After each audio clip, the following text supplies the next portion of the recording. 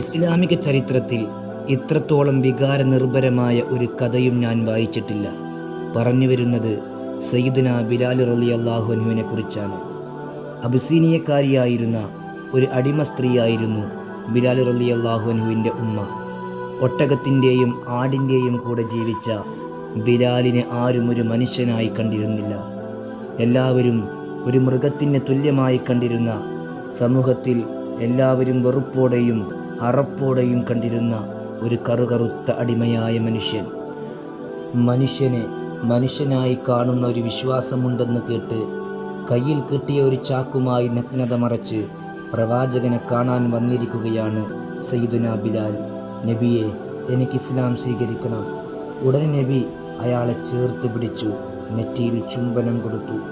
ചുട്ടുപൊള്ളുന്ന മരുഭൂമിയിൽ യജമാനായ ഉമയ്യത്തിൻ്റെ ക്രൂരമായ പീഡനങ്ങൾക്ക് മുമ്പിൽ പോലും നിറയാത്ത ആ കണ്ണുകൾ അറിയാതെ നിറഞ്ഞൊലിക്കുകയാണ്. ആദ്യമായി ആ ശരീരത്തെ ഒരു മനുഷ്യൻ ഹൃദയത്തോട് ചേർത്ത് പിടിച്ചിരിക്കുകയാണ്. ആ കറുകറുത്ത നെറ്റിയിൽ ചുംബനം കൊടുത്തിരിക്കുകയാണ്. താനും ഒരു മനുഷ്യനാണെന്ന് ബിലാലിന് തോന്നിപ്പോയ സുന്ദരമായ നിമിഷം.